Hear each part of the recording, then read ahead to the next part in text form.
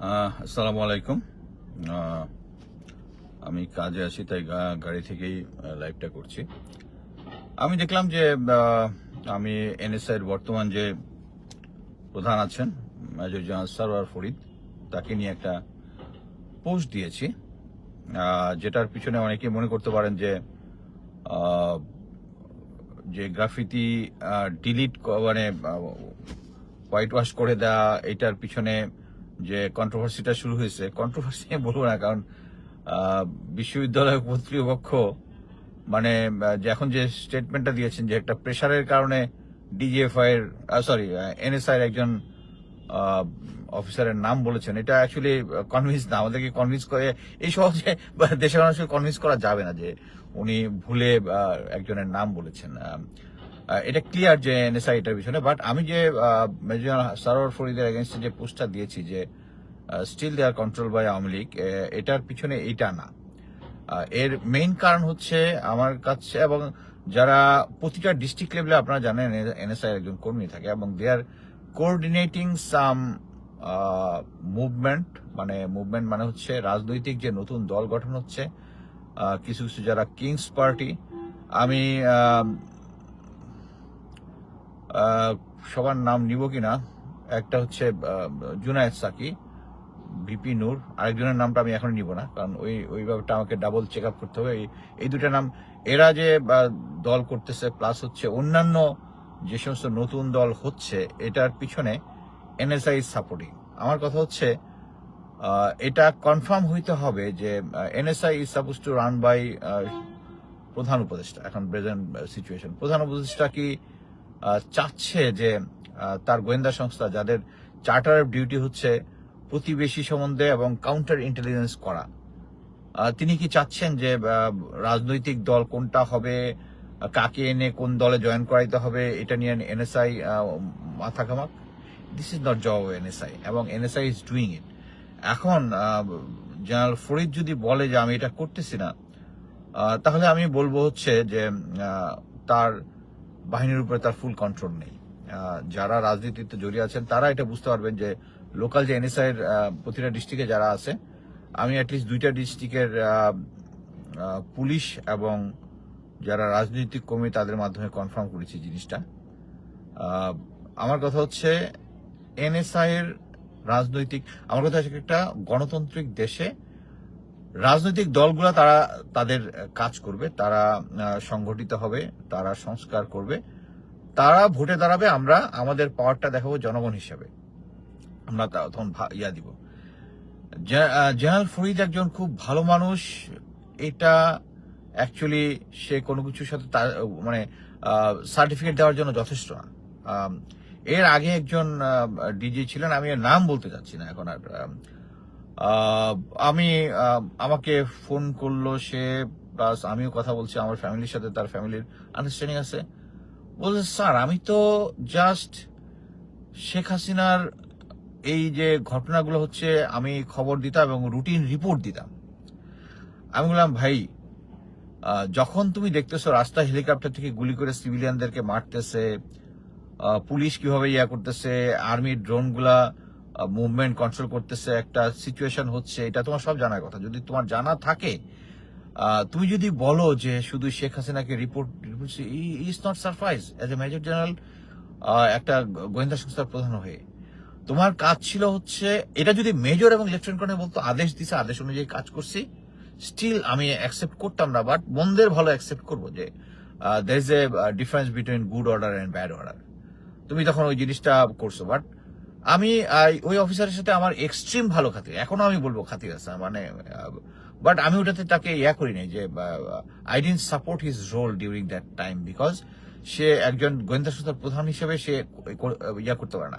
এখন আমার সাথে তার ভালো খাতির, অতএব আমি তাকে সাপোর্ট করে যাব? আমি ভাই এই টাইপ না। আমার সাথে ভালো খাতির দেখে আমাকে তার রং ডুইংটা বা তার একটা ব্যাকগ্রাউন্ড আমাকে জানতে, আপনি না জেনে প্লিজ জানুন যে তার এনএসআই যে সংগঠনটা আছে, আমরা সবাই জানি যে এখানে ছাত্রলীগের লোকজন জয়েন করছে, করছে।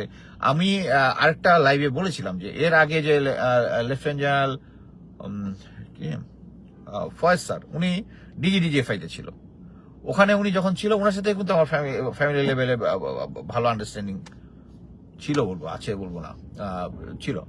কিন্তু উনি যখন ডিজিএফআই থেকে যেদিন করে প্রমোশন পেয়ে আরেক জায়গায় গেলেন, তখন একটা তার ফ্রেন্ডদের মধ্যে একটা জায়গায় একটা স্পিচ দিয়েছে, বলছে যে ডিজিএফআই সব জায়গায় ভারত এমন ভাবে চেপে আছে, আমি ইচ্ছা করলেই পারিনি চেঞ্জ করতে। ইট ইজ টোটালি রং।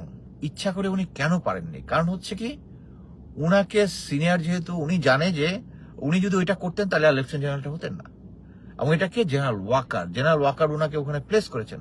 তারপরে আপনারা জেনে অবাক হবেন, আমি এটা আগেও কয়েকবার বলেছি, গুম খুন কমিশন থেকে কনফার্মেশন নিতে পারেন। সেটা হচ্ছে ওখানে আয়নাঘর যে ছিল, এটা সম্বন্ধে অনেকে স্টেটমেন্ট দিয়ে দিছে, কিন্তু আয়নাঘরের যত ডকুমেন্ট আছে, ওখানে যে লোকজনকে খাবার খাওয়াইতো, কারা কারা ডিউটিতে ছিল, যে ডাক্তার এসে চেক করতো, আর এদের যে আছে ডকুমেন্টেশন, সব আইদার পোড়ায় ফেলছে নাহলে সরাই ফেলছে।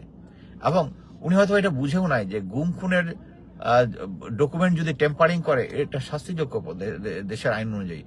এত সিনিয়রের কথা শুনেই তা আমি বলতে চাচ্ছি, Faisal is also good man. এর আগের যে ছিল সেও একজন good man, but good man under pressure, how much he can work, that matters. Under pressure, এখন তার চার্টার অফ ডিউটির বাইরে যদি কাজ করে, সে যদি ছাত্রলীগের পান্ডাগুলাকে কন্ট্রোল করতে না পারে, এখন অনেকেই বলতেছেন না, অ্যাকচুয়ালি এনএসআই ফোন করে নাই। This is wrong. আপনাকে বুঝতে হবে যে হয়তো I am the man very difficult to control. আমাকে বিভিন্ন লোকজন কন্ট্রোল করার চেষ্টা করছে, ইভেন আমাকে অফার দিচ্ছে আমি আমাকে বেতন দিয়ে আমি ফুল টাইম শুধু করবো। তাহলে তো স্যার আপনার কথা মতো আমাকে চলতে হবে। I don't do that. আমি ফ্রিল্যান্সিং করি না, ইটস মাই পার্ট টাইম। আমি দেশের জন্য যেটা করি, এটা আমার স্পেয়ার টাইম থেকে করি। সো এখানে কেউ যদি বলে যে উনি ভালো মানুষ, হ্যাঁ, for is a good man, I personally know him, but কথা হচ্ছে আন্ডার প্রেশার তারা কি কাজ করতে পারতেছে? আমরা অনেককেই দেখতেছি যে আন্ডার প্রেশার তারা কাজ করতে পারতেছে না। তারা এই সরকারের প্রেশারটা নিতে হচ্ছে, ওয়াকার স্যার নিজেই পারতেছে না। ওয়াকার স্যার, আমি ওয়াকার স্যার সম্বন্ধে মনে হয় প্রথমে উনি হওয়ার আগে আমি বলেছি যে করো স্যারের শোতে, ইজ এ গুড ম্যান, এই সেই ব্লাব ব্লাব, বাট উনি তো প্রেশারটা রাখতে পারতেছেন না। হ্যাঁ, প্রেশারটা তো উনি রাখতে পারতেছেন না। উনি এখন পর্যন্ত কাউকে আমরা জানি কারোর বিরুদ্ধে ব্যবস্থা নিচ্ছেন না। আমি আজকে দেখলাম জুলকারনাইন স্যার একটা দিছে আমাকে, মানসিক স্বাস্থ্যের জন্য দোয়া করছে। সবাই আমিন বললেন, যাতে আমার যদি আসলে কোনো সমস্যা থাকে হয়ে যায়। বাট জিনিস হচ্ছে কি, আমি ওর সম্বন্ধে কিছু বলবো না, because he is a son of A military officer. আমাদের মিলিটারি সাথে জড়িত যারা আছে তাদের সম্বন্ধে আমাদের মনে করছে আমাদের ভাতিজা সে। এনিওয়ে, সে যেটা হয়তো বিশ্বাস করে ওইটাই করেছে, বা এটার পিছনে অন্য কিছু আছে কিনা আমি জানি না। আমি এই ধরনের ডেরিভেটিভ কমান্ড করা মিলিটারি ফ্যামিলির মধ্যে is not good. Anyway, but কথা হচ্ছে আপনারা বিভ্রান্ত হতে পারেন। হ্যাঁ, অনেকেই লিখছে যে ওখানে দেখলাম যে ভেরি কনফিউজ হতে পারেন, কিন্তু কথা হচ্ছে আপনার গ্রাউন্ডে যেটা হচ্ছে ওইটার দিকে বেশি নজর দেন। গ্রাউন্ডে যেটা হচ্ছে, আমি মিলিটারি হিসাবে আপনি বলতে পারেন যে অনেকে আছে যে আমি মিলিটারিকে ডিগ্রেড করতেছি। ভাই, এইটা 15-20 বছর আগের মিলিটারি না। এখন আমাদের মিলিটারি সরাসরি গুমের সাথে জড়িত, খুনের সাথে জড়িত, কি বলে ইলেকশন টেম্পারিং এর সাথে জড়িত, এবং এরা আমাদের মধ্যেই। এদেরকে সবাই যে খারাপ লোক তা না, এই ভালো লোকরা এগুলোর সাথে জড়িত হয়েছে।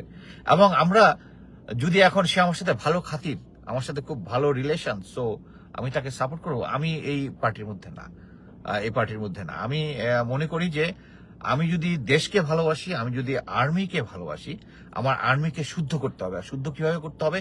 ফিউচারে যেন কেউ চোখ বন্ধ, মানে কেউ যেন সাহস করে, যদি নেক্সট যদি বিএনপি বা জামাত বা যে কেউ আসুক, বা ইয়াদের পার্টির যে কেউ আসে, তারা যদি কারো কণ্ঠ রোধ করার জন্য যদি বলে তাকে তুলে নিয়ে আসো, ওই আর্মির যারা অফিসার যারা আছে, যারা র্যাবে বা ডিজিএফআই বা এনএসএস চাকরি, তারা যেন বলতে পারে যে আমি এই অন্যায় কাজটা আমি করবো না। কিভাবে এটা এনশিওর করার জন্য আমাকে প্রত্যেকের পানিশমেন্ট এনশিওর করতে হবে, তাদেরকে পানিশমেন্ট এনশিওর করতে হবে, আর কোনো কিছু না। সো আমি বিশ্বাস করি যে এনএসআই ডিজি আমাকে কয়েকজন ফোন করেছিল, আমিও ফোন করেছিলাম যে ভাই তুমি যে কমেন্টটা লিখছো, are you aware of it? তুমি যে এইগুলো জানো, বলে যে কোনো কিছু জানো, please talk to your friend, talk to your senior R junior, and ask him যে এই জিনিসটা হয়েছে কিনা, then you just counter my argument. কারো সুন্দর চেহারা, সে ভালো মানুষ, এর মানে এই না যে আমরা কি দেখতেছি না যে দেশের মধ্যে যতগুলো ক্রাইসিস হচ্ছে, এই গোয়েন্দা সংস্থা হচ্ছে এনএসআই কি একটা তথ্য দিতে পারছে আগে যে এখানে সামনে এই গন্ডগোলটা হবে, সেই গন্ডগোল সরকারকে দিলে তো আমরা জানতাম অ্যাটলিস্ট। কারণ এখন পর্যন্ত যা হচ্ছে, শেখ হাসিনার আমলে তারা কোন জায়গায় কোন বিল্ডিং এর কততম তালায় বেসমেন্টের ভিতরে ইসলামিক বই নিয়ে কারা কারা কনফারেন্স করতেছে ওইটাও সবাই জানে। বাট এখন আগুন লেগে যাচ্ছে দুইটা ভিন্ন ভিন্ন জায়গায়। এখন কি কোনো গোয়েন্দা সংস্থা কি বের করে এখন পর্যন্ত কোনো স্টেটমেন্ট দিছে যে এটা নাশকতা?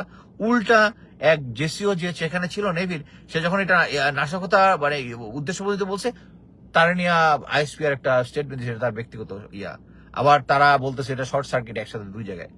So this is a double standard. এখন ওই ফরিদ ওখানে বসে থেকে যদি এগুলা কাউন্টার না করে, আর আপনি উনি যেহেতু ভালো মানুষ উই আই অ্যাগ্রি, অতএব সে আমি counter programme is not that.